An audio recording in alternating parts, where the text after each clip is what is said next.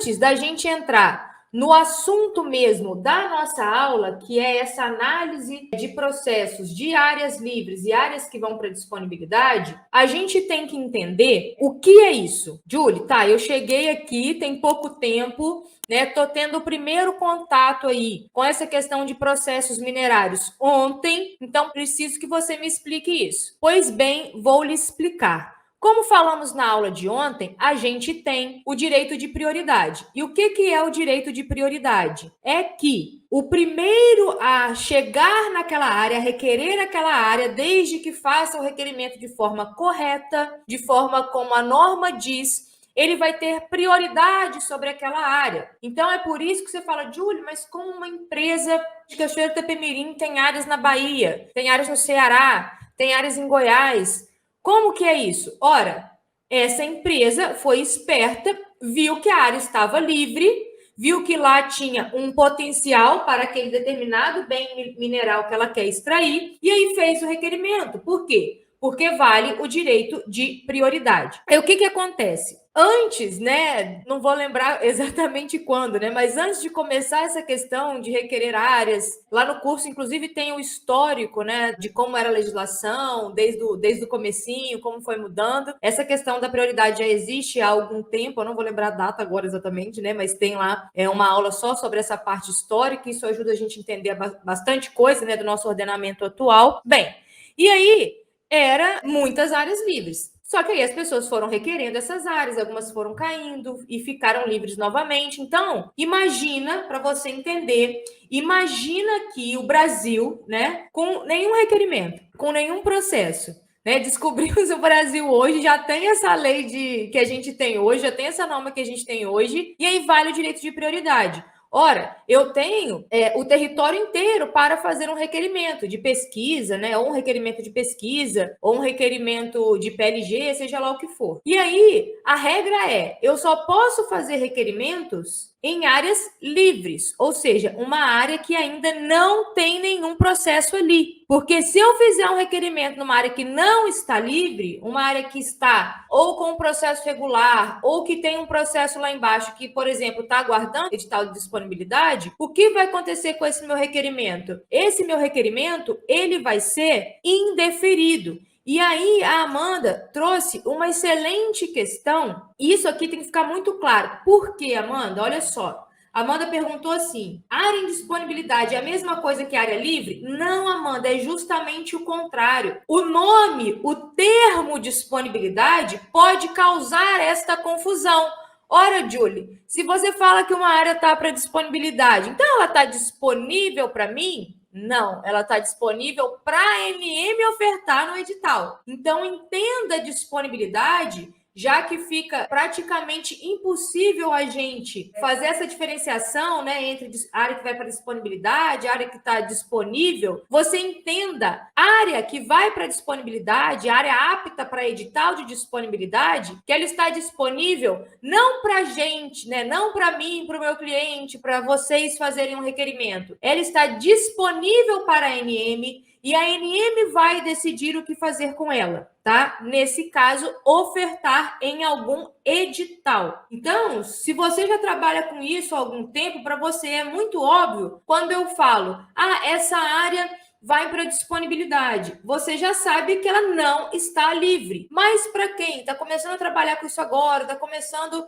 a entender esse assunto agora, pode gerar uma confusão por causa do nome. Ora, Julie, você fala para mim que a área vai para disponibilidade, mas eu não posso fazer o requerimento? Exatamente. O termo que a gente usa no nosso ordenamento, que a norma traz, né, é esse termo. A área vai para um edital de disponibilidade. A gente resume e fala vai para disponibilidade, ou fala só disponibilidade, ok? Mas o termo correto, né, por assim dizer, é que a área ela está aguardando um edital de disponibilidade. Então, todas as vezes, quando eu começar aqui a mostrar o nosso guia, em que eu mostrar que, se acontece tal coisa, a área vai para disponibilidade. Entenda, essa área não está livre para requerimentos. Quando eu falo que uma área vai para disponibilidade, é porque ela está aguardando a oferta em algum edital. E aí, aqui na nossa análise, entenda, quando a gente abrir aqui o nosso guia e falar assim, olha, se acontecer isso, isso e isso no processo, se você vê esses eventos no processo, se eu falar para você, essa área vai para disponibilidade, o que quer dizer? Quer dizer que ela não está livre. Quer dizer que se você fizer um requerimento, seu requerimento vai ser indeferido ou reduzido. Vamos supor que você faz um requerimento, em uma parte dele tinha um outro processo lá que vai para disponibilidade, e aí ele vai ter uma interferência parcial, por exemplo. Mas a regra geral é essa. Julie, mas por que existe isso, né? Vamos entender por quê.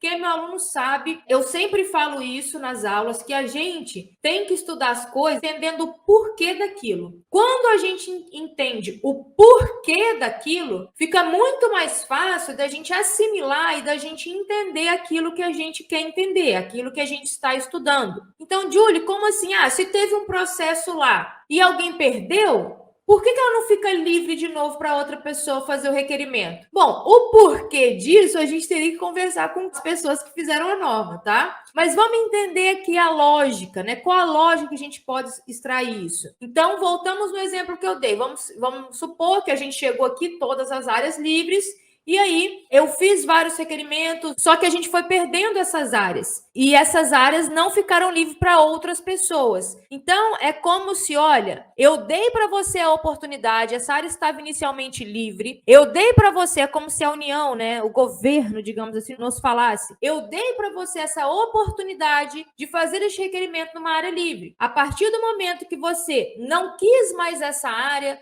ou porque você renunciou, ou porque você perdeu o prazo, ou seja lá o que for, essa área volta para mim.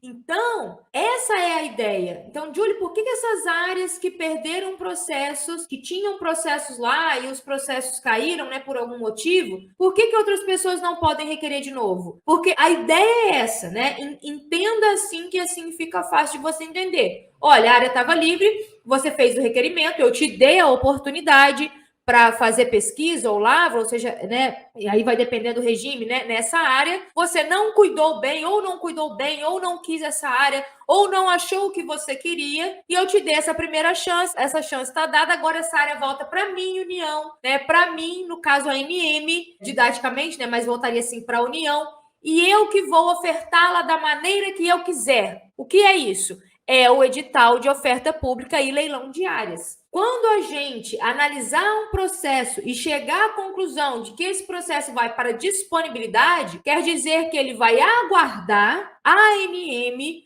publicar um edital com essa determinada área, oferecendo essa área. Então, vamos pegar o exemplo aqui, deixa eu pegar aqui umas canetas, eu acho que não sei se vai dar bom esse exemplo, mas vamos lá, vamos supor, eu sou a União, e eu tenho esses bens minerais aqui. E aí vale o direito de prioridade. Vamos supor que isso aqui são 3 locais, né? E aí, Marcos, eu sou a União, eu sou o governo, eu sou a NM, eu tenho essas 3 áreas. Áreas estão livres. Aí vale o direito de prioridade. Aí eu vim, fiz o requerimento de uma, você veio, fez o requerimento de outra, e o Chicão veio e fez o requerimento de outra. Valia, as áreas estavam livres, leves e soltas, e vale, né, o direito de prioridade. No entanto, a área que eu fiz o requerimento, eu não paguei taxa, deixei vencer tudo e aí eu perdi essa área. Você não, Marcos, você cuidou bem da sua área, está aqui com o seu processo.